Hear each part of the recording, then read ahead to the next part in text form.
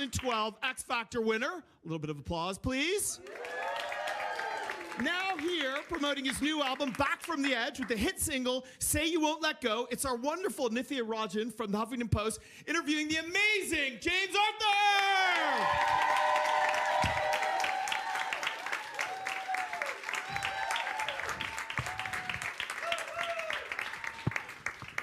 James Arthur, how's it going? Back Good. from the Edge, released on Friday. Oh, straight in there. Okay. Straight in there. Well, how are you doing? Are you all right? Like a director.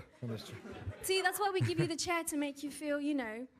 I need some time to adapt. Are you all right? Are you all right? Shall I do a little countdown? No, I'm 5, good. Let's go. 4. Let's go. Okay. All right, Straight good. in. All Straight right. in. But seriously though, it's absolute pleasure to have you here. Back from the Edge, released on Friday. How are you feeling about the release? Yeah, I'm really pleased. I've seen the reaction just on social media, and what makes me happiest is my fans. Who've been with me from day one, reacting so positively to it. It's an incredible feeling. I've worked very hard on this album and put my blood, sweat and tears in it, and to see the reaction is obviously very rewarding for me. We've got a lot of fans in the audience here. They're very excited. They've been queuing up faithfully for a long time to be here. Were you nervous before? I see some familiar faces. Do you? Hello. Oh, hello. Of course. How are you doing? I think I know all of these people in Do here. you? I've been following you around. Lovely. Seen you How all nice. once before. Once or twice. Were you nervous though before the release? Yeah, I mean, of course, yeah, but not as nervous as I was about releasing the single. You know, that was the single was kind of the thing to launch this album and promote this album and represent it. And thankfully, that caught fire and has brought a lot of eyes to this album. So, yeah, I wasn't that nervous about it because I'm so proud of it. I'm so proud of it because it's really honest. It's really from the heart, and I couldn't have made it at this particular moment in time in my life. I couldn't have made anything else.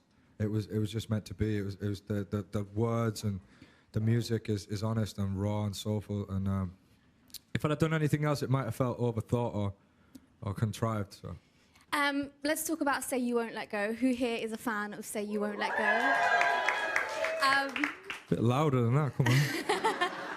But I personally, it's been on repeat, by the way, for me. Oh, really? I absolutely love the song, the lyrics. Yeah. Can I just ask, in your mind, when you were writing the lyrics, whose hair were you holding up while she was throwing up? I'll leave that to your imagination. That is. It's yeah, you know, just from personal experience. I don't dive too much into my private life. Oh, okay. There's a lot of fans just going, oh. A few fans are like it was me. Someone said in the audience, mine. My hair. My hair. He was holding up your hair. But are you very like romantic on a date? If you're interested in someone, what's your like go-to move? If you like want to let someone know? I'd like to sit here and pretend that I'm smooth and amazing on a date, but I think like most people, it's a nerve-wracking concept. You know, you're sitting face to face with someone and you've got to like sell yourself in a way. So I think it's always an awkward scenario. But I'm just myself. I'm not very funny, but that somehow makes people laugh. And I guess my lack of sense of humor makes me funny. That's what I don't know. But what's your like? If you see somebody in the room that you like, what would you talk us through? Like some of the things that you would do. Wow. I would just talk. I just talk to them. What's your opening line? My opening line. You must put have me on one. the spot. Yeah, I genuinely don't really have an opening line. It would just be kind of, hello. Do you sing them a song? What would I just randomly? Do you think I'd break out in song in the middle of a room? No way. Why not? Well, You've got such a great voice. Because that's the corniest thing you could ever do. Probably, but I'd take it. You'd like it? Yeah. I'll sing for Wouldn't you later. you take it? No? Some people are going, no. Some people are going, yeah, okay, but fine. Anyway, also, I'm going to have one more crack at this. A lot of fans in the audience probably want to know. Can I be nosy and ask, are you single at the moment? Sorry? Are you single at the moment? It's, again, my personal life is my personal life. I did try, girls. I did try. Never mind.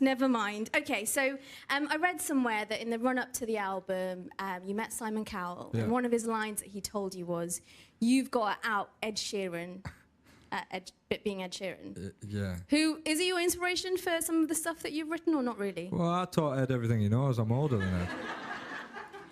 No, Ed's a friend of mine. You know, me and Ed do. I guess people will say we do a similar thing.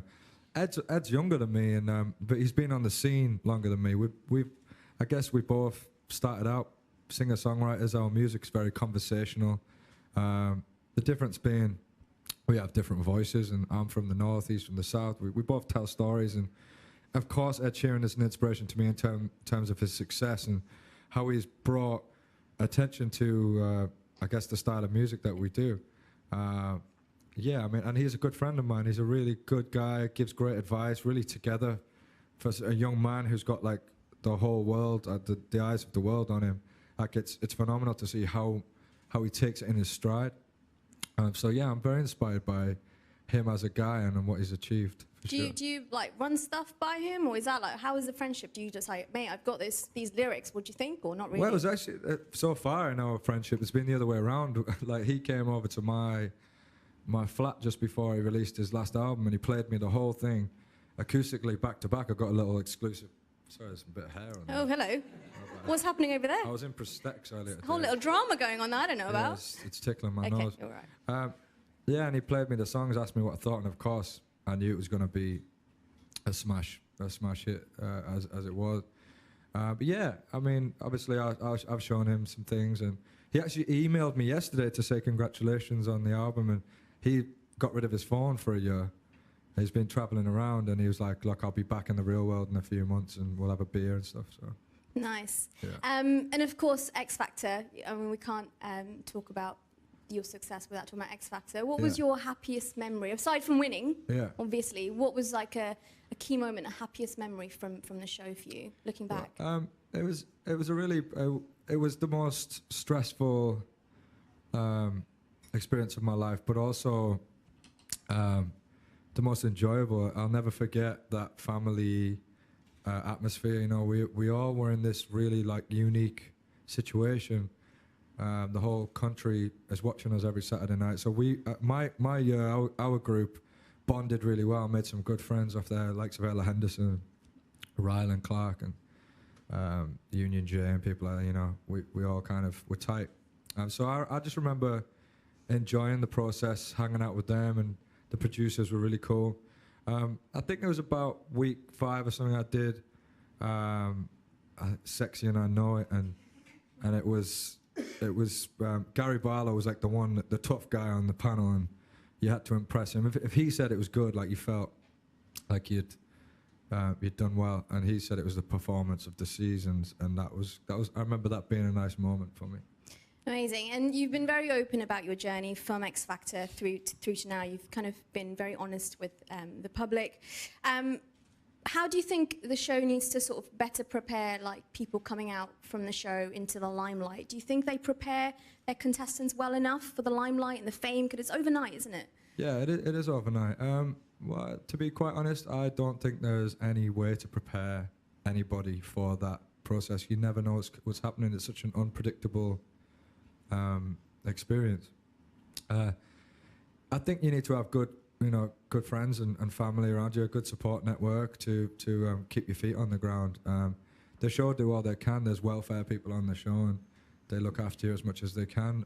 But I think either you need to be fully prepared mentally and be in a good place before you go into that process, and make sure you have friends and family around you once it's over. Because I mean, the mistake I made was I just kind of packed my bags, moved to London, got a flat, and like cut ties with all my family. I was like, I'm good. I'm doing this on my own. Don't worry about me. And I got kind of lonely and a little bit lost. So I think that they need to be more prepared for sure. And a lot of people watching this, and maybe even some of your fans, might even relate to some of the darker experiences that you've shared in the media about previously. What was your sort of, for the people watching, what was your sort of lowest point, and how did you come through that? What was it that made you rise back up again? I don't know. I was kind of swear on this program. I'm not really going to swear, but I think they're egging you on to do it. Well, I don't know what kind of like. I mean, my lowest point was I was addicted to, so I was self-medicating. I was just using anything I could as a crutch to just cope with the pressure I was putting on myself. I put a huge amount of pressure on myself to be, you know, what I was built to be, which was the first. Like I had the biggest selling X Factor winner single, and everyone was saying like, this is a guy that could go on to be credible. And you know, I felt a lot of pressure to be that first male X Factor winner that did something good. Not that they didn't do anything good before, just, you know, stand the test of time, which has been difficult for people previously. But what made you come through that? Because, you know, a lot of people find themselves in that situation, might not talk to people about mental health. What made you come through that? And because you've come back fighting, haven't you? Yeah, I mean, talking about it is the most important thing you can do, is the most vital thing to do, is just acknowledge what's going on and get it out there and let people know. I'm not coping very well. You know, I've got some crazy thoughts going on in my head. That's how I got through it, was just accepting the help from people around me, reconnecting with friends and family, doing simple things like playing football again, watching documentaries and things like that. It's what do you do to chill out then? What's your chill out, go-to chill out? What's my go-to? I'm a big UFC fan. I like watching people beat each other up. just a little bit. Yeah, it's not as brutal as it sounds, but yeah, I like mixed martial arts and boxing and the science of all that. It's enjoyable for me. It helps me switch off. I've been a big fan of combat sports for a long time. Football and sports. It helps me just tune out. And you've also, you know, been quite vocal about supporting other artists who are going through maybe similar things. Recently, you spoke out for Justin Bieber when he walked off stage. Do you think we're too cruel to celebrities? We're very good when everything's lovely and, you know, good, but when something goes wrong, society just is so unforgiving. Do you think we're a bit cruel? Well, I mean, I don't know. I mean, I don't know I don't know what the overall public perception of Justin Bieber's recent behaviour is, but all I can see is a guy that was famous from the age of like 5 or something, and you know, I mean, the guy hasn't had a chance to really take a step back and learn who he is, and I think you've got to allow for a few mistakes for a guy that's got so much pressure on him, and everything he does is under a microscope. Maybe he's over that level of fame, is all I said, and maybe we should cut him some slack sometimes, instead of immediately going, oh, he's ungrateful for his fans, he doesn't care about his fans. Of course he does. He knows that they're why he is where he is. And would you personally, looking back now that you've come out and you've had this chance to sort of take it all in, would you do anything differently going back to your journey from the X Factor? I wouldn't change a thing, you know. If I went back and tried to change anything, I don't think this fairy tale story would have happened how it has. Like, my story has had many ups and downs, and I never thought this was possible, to come back and have a #1 single and my album be #1 in the charts, and everybody like kind of accept me again. I just thought that was the most ridiculous idea ever. I thought the public perception was too far gone for me. So maybe if I didn't have that downfall that I had, the rise wouldn't have been so triumphant for me, and the life lessons that I've learned wouldn't have been as ingrained as they are. Okay, so let's talk about the future now. I read today that you turned down the opportunity to be on Big Brother. I can't remember whether it was Celebrity Big me out of here, Big Brother. Or Big Brother that offered me that amount of money that I mentioned. Yeah, you did. So you said you turned them down for £250,000. How much money would they have to? How much money? I hope it was that, and I'm not like trying to sound cool or anything. I think it was. Yeah, but how much money would you do it for? I wouldn't have done it for any amount of money. Nothing. No. I feel like it's like Jeremy Kyle or something here. Jeremy Kyle, that's one I never heard before. But a much better looking audience, obviously. Much better looking, very beautiful. Would you do any sort of, would you do Strictly or Bake Off? Listen, I definitely do Bake Off. Especially when I was smoking weed, I'd probably done baking. No, I'm kidding. No? Strictly? Nah, you know what? I'm a big fan of those shows. I think they're amazing, but I don't think they're for me. I think I would probably just come across like I was hating every minute of it if I went on it. Just because like I'm not, I can't put on any acts, I can't put on any fronts, and you're expected to do that on reality TV. You're expected to, you know, kind of be a nicer version of yourself, and it would make me anxious to do those kinds of things. And also, I think once you go down that route, you're not necessarily taken as seriously as an artist. And I want to continue to make music. Brilliant. I think your fans are very, very happy to hear that. Very, very happy to hear that. Speaking of fans, there are lots of questions in the audience. So I'm going to give the floor over to you guys. Who's got the first question? Kels? How you doing? All right. The album's absolutely incredible. Oh, thank you. I really love it. I wanted to know which song on the album took you the longest to write. The longest to write. I did songs like Skeletons and The Truth and Can I Be Him and Phoenix with these producers called Red Triangle. And when working with them, we are very thorough. Like we'll spend from morning till night for about 2 days just getting every last bit of it right. Whereas everything else, I kind of went in with ideas and I threw it together real quick and recorded it all in the same day. But with them, it's like a real weekend. Like I go down there for a couple of days and we really like try and spend some quality time with it. So those 4 songs were probably the longest. Very cool. Next question. Hi, I got a question from Twitter. Just wondering if you would ever do a visual album like Lemonade by Beyonce. I wanted to do one for this album, but I mean, I still might make some more, like a lot of videos for this album. But yeah, I would. I think all songs should have visuals, but it costs a lot of money. Yeah, I definitely would do that. Would you collaborate with anybody? Have you got any collaborations lined up coming that we can... In terms of visuals? Or? No, for music. Any other artists that we can look forward to? Yeah, I reached out to a lot of people when I wasn't signed again, and nobody was interested. Funnily enough, they're all texting me now. Who's texting you, James? Who's texting you? Listen, I'm not saying a word. Oh, come on now. They know who they are. They all pied me at one point.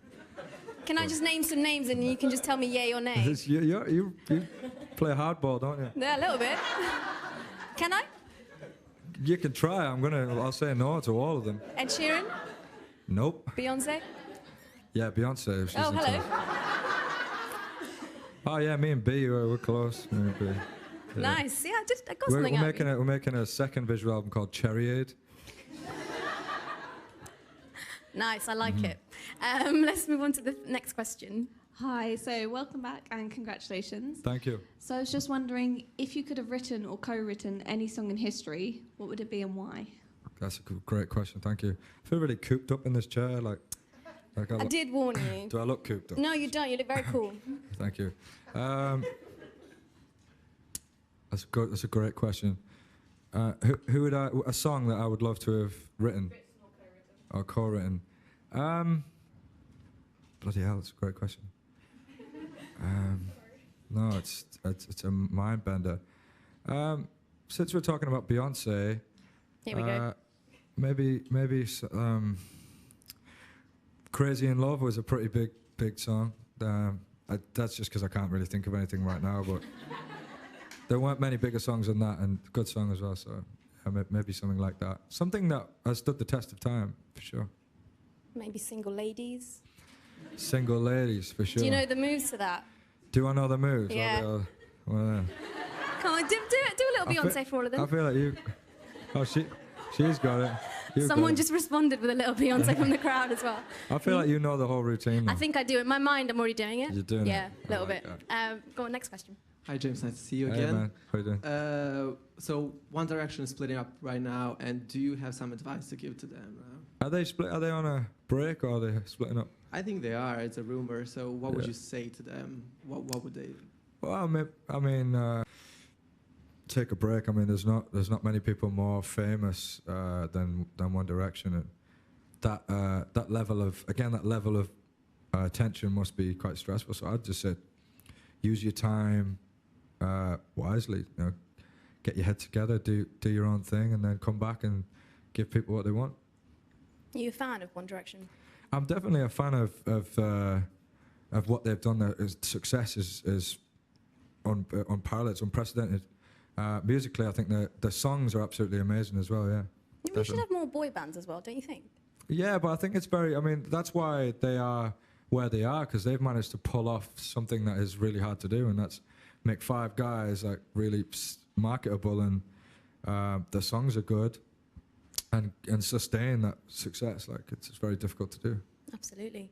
I think we've got one more question from the audience. Hi, as well. James. You all right? Hiya, how are you? I'm good. I wanted to know, when you were growing up, who did you fancy? Who did I fancy? That's a good question. Britney Spears. I was big into Britney Spears. I mean, when I was growing up, it was like Christina Aguilera and Britney Spears, like those two. Jennifer Lopez. Jessica Rabbit had a weird thing. I used to have some dreams about Jessica Rabbit. Which one would you take on a date if you could? Out of them. If she wasn't a cartoon, Jessica Rabbit. Okay, let's leave Jessica Rabbit at the door. What about the others that you mentioned? If you could take one of them out on a date, who would you take? Britney from the I'm a Slave video. Probably take her, maybe. And where would you take her on a date? That's a good question. Where would I take her? To a borough match? Really? Because she would like that, To see obviously. the borough? Yeah, she'd love to see the borough. And would you then go back and do the routine to Hit Me Baby one more time? Yeah, we probably would. Yeah, I think we would. Yeah. Is And- that some sort of like connotation there? Like, fair enough. I mean, it could be if you wanted to. Yeah. Do you want it to be a connotation? What's it a connotation Yeah, for? Britney 2003. Yeah, not Britney currently, because you know.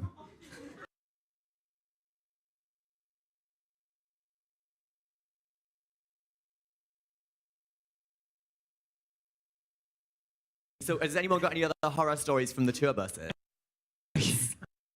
There's one that comes to mind. Yeah. Oh, come on, spell. No, I mean, no one wants to hear Tristan that. pooed on it, and, and On you're the not- bus itself, presumably.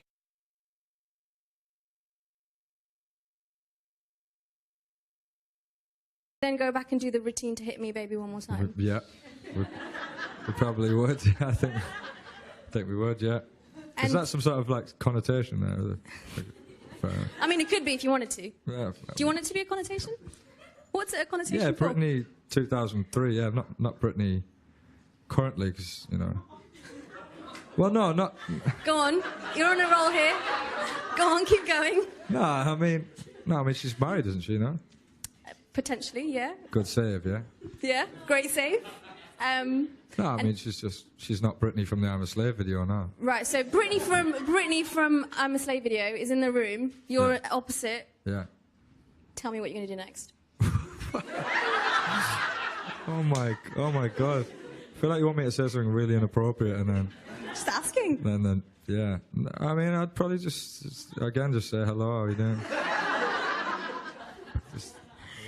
James Arthur, Yeah. you've got some moves. Thank you. Very moves. Thank anyway, you. it's been an absolute pleasure to have you you. here. Thank you Pleasure. guys for coming. James Arthur, everyone.